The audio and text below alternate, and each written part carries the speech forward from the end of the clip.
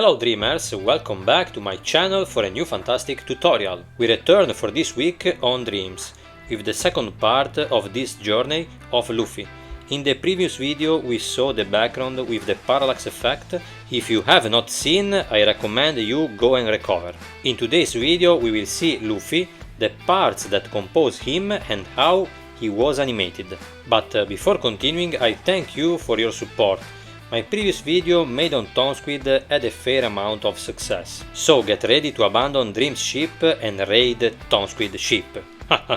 Stay quiet, I'm joking obviously, but in the future there will surely be other videos on this application that I want to discover better together with you.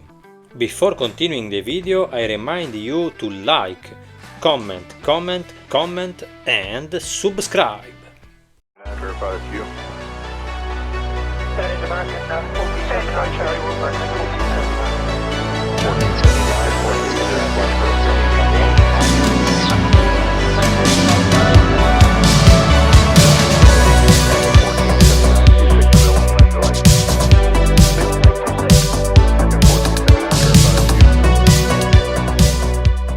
First thing we are going to do is to completely destroy the background, in this case to melt the ice. Climate change is also coming to the world of One Piece. What we need for today's tutorial is the motorbike and Luffy. Everything else go. If you do this kind of operation in your projects, remember to make a backup of the file, for example on external SSD. Do you like mine? In this case I will move the group containing all the Luffy elements outside of this main group, which I will then delete. In your projects try to keep all your groups, subgroups, level etc. in one big group. If you have to make camera movements like zoom, scroll etc., it's good to have the elements of your film in a single group, so that you can change the shots on everything inside. Remember that Dreams does not allow us to create infinite subgroups, so try to divide and group everything you need immediately, so as not to find yourself unable to create new groups later. Organize your work as best as possible first. Now let's go into the main group. I'm going to take the subgroup that contains Luffy and I'm going to copy it directly outside.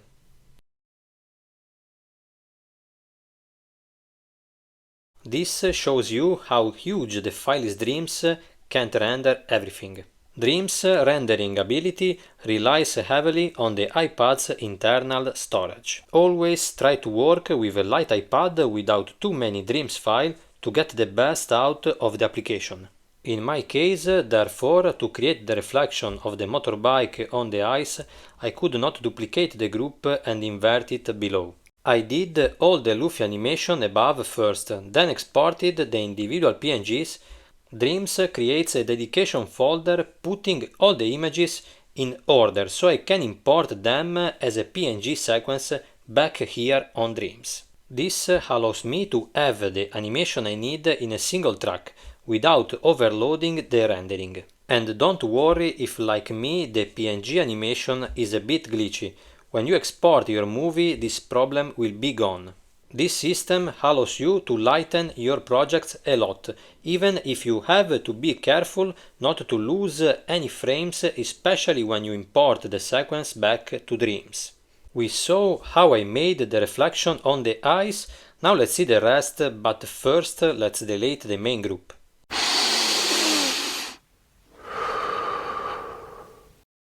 I think Dreams is better now. Here we have Luffy's group. I'm going to remove the HSB filter, otherwise you won't see anything. Okay, now let's go and discover the elements that make up the animation and above all how they move. Many of you asked me how I did the rotation of the wheels.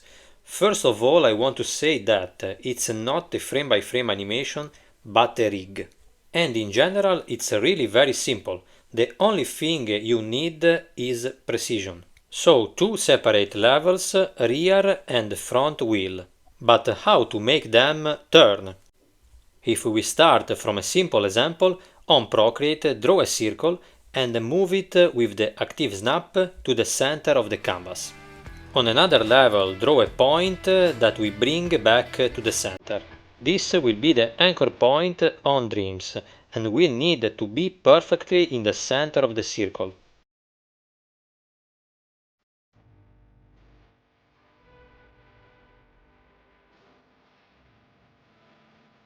Do you want to put yourself at the center? Okay, here we are. Now I go back to the circle level and add the rays starting from this spot.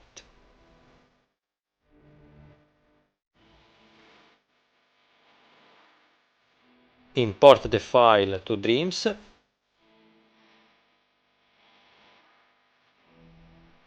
I regroup and zoom out a bit.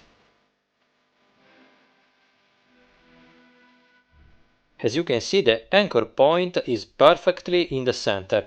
This will be the fulcrum of the rotation. At the end of the timeline, I set a move and scale keyframe and I start to give a rotation value, for example, of 10,000. Important thing, set the trend curve to linear for a constant movement. And the rotation is complete. The higher the value you give to the rotation, the faster the wheel will go. And if you change the value from positive to negative, you will reverse the rotation. You can duplicate, and by modifying the positioning coordinates of the group, you can create two wheels, if you need them, like me to make a motorbike, or a car for example. Remember to delete the movement frames at the end of the timeline, so that the wheels are at the right distance. With the tools that Dreams provides, you can quickly animate wheels in a very realistic way, without having to draw anything frame by frame. This speeds up the work a lot. Before going on, I want to show you again about the anchor point. If you want a perfect rotation, it must be perfectly in the center. If I move it, for example, I think the wheel might go crazy. In the next step, we focus on the other parts of the bike. I want to tell you that I drew everything on Procreate and then imported it here on Dreams. I'm going to hide the parts that make up Luffy for now. This is the bike, naked and raw, and divided it into three main parts: the rear suspension, the central body and the front suspension. So divided so that it can be animated in the correct way, taking into account the physics and the stresses that a motorbike can encounter on the road, such as potholes that make it jump. As you can see, the front and the rear suspension react to the road as if there were a pothole. The group that contains the suspension and the front wheel has various elements.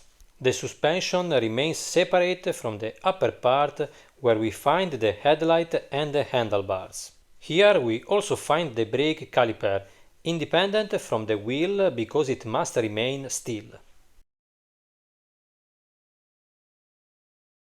Little details like this animated tube with the warp tool and performance mode. To make the vibration of the bike perceptible, the performance tool is really useful to create this type of animations that help to make the scene more dynamic.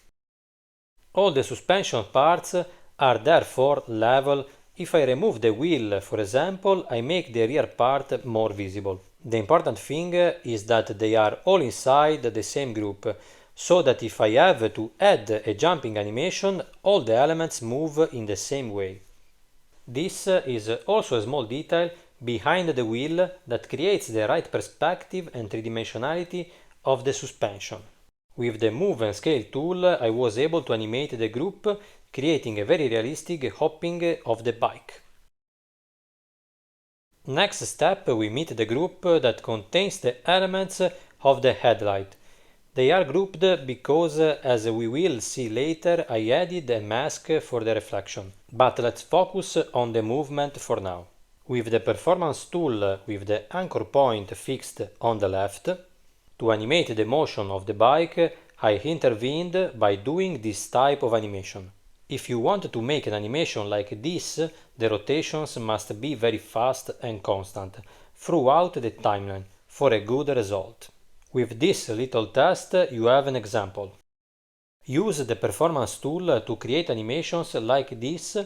Add details that stay in motion throughout the scene you want to show to make it more alive.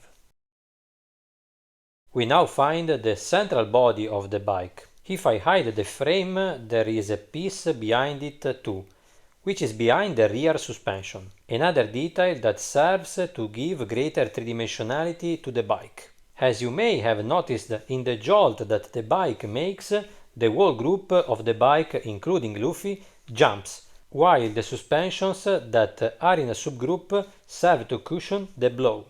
The bike jumps and the suspension compresses to cushion the pothole. Let's also quickly see the very interesting rear suspension, the spring here. This is also a level in itself, and with the move and scale tool it squashes.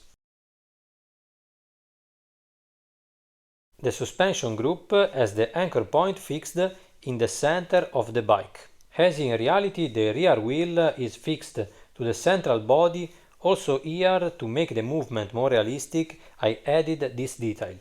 Let me know in the comments how many times I said suspensions in this tutorial, so I can understand your attention coefficient. I am a crazy man. The last elements that remain to be seen on the bike are the handlebars and the reflections. We will then move on to Luffy. Let's start from the handlebars, where we also find the mirrors. Here too I added a vibration animation with the performance tool. I also performed a quick rotation in this case, and I preferred to fix the anchor point here, because it's also the point where Luffy's hand holds the handlebars.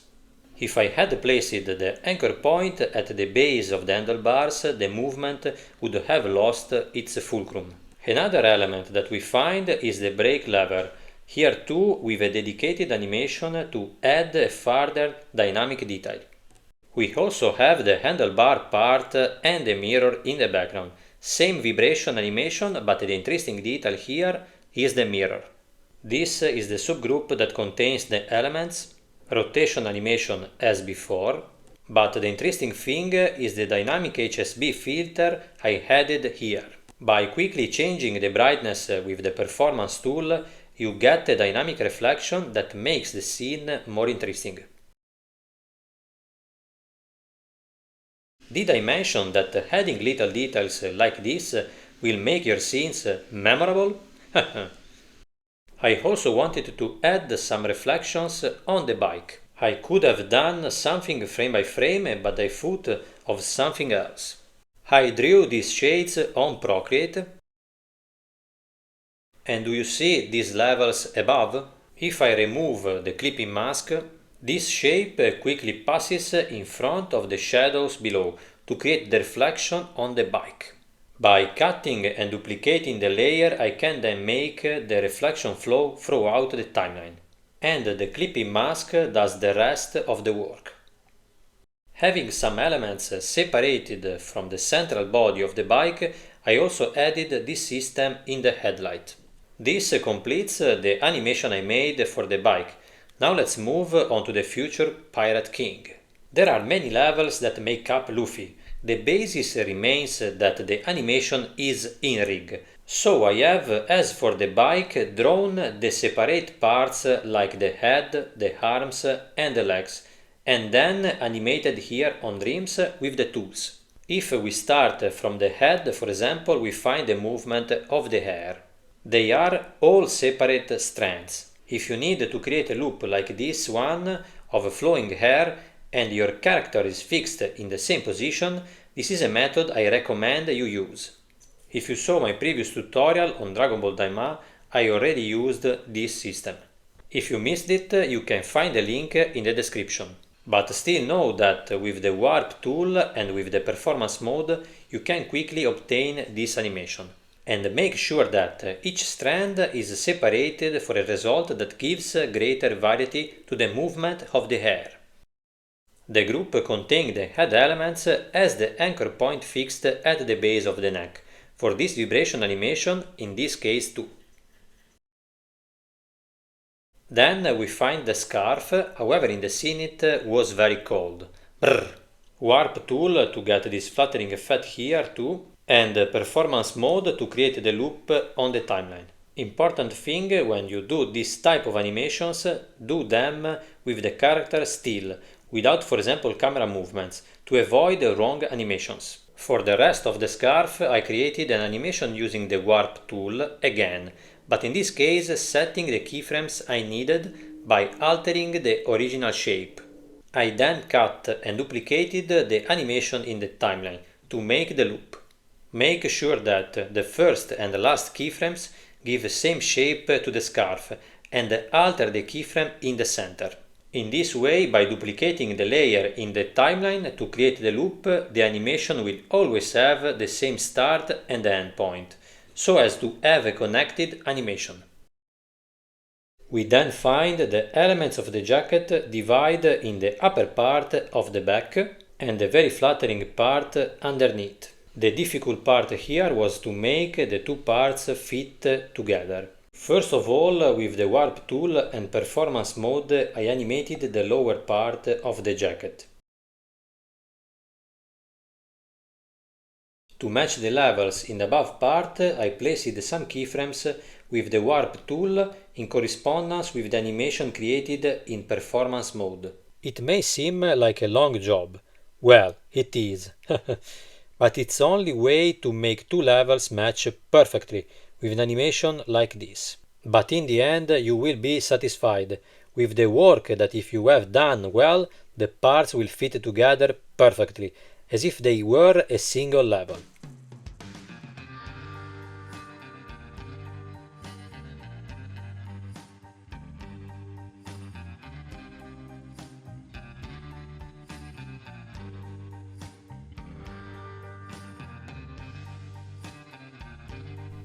I did a test on a small part of the timeline, but you can already appreciate how the parts seem to be joined together, fluttering with the same timing.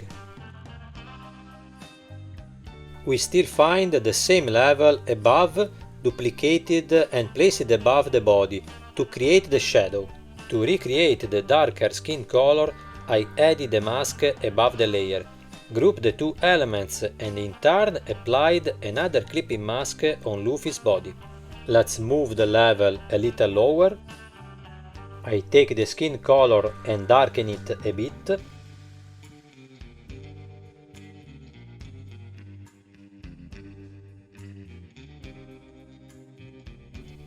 Fill the canvas and clipping mask.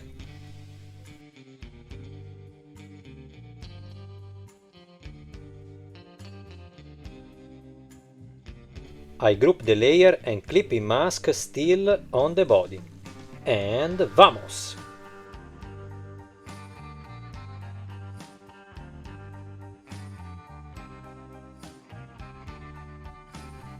You can then go and work with the opacity filter if you want a lighter shadow like here. The arm is divided into two main parts where we find the shoulder and the sleeve of the jacket. And then there will be the forearm and the hand. But let's start from the fluttering sleeve, here too warp tool and performance mode. To make the arm come out of the sleeve, I duplicated the layer above. And I deleted this part. If I go to discover the levels below, this is the result. I basically made a sandwich, where the bread is the jacket and the filling is the arm. Maybe hamburger is better? Would you like? Sleeve, then arm, but the gem I think was putting the log pose. Apple Watch shakes.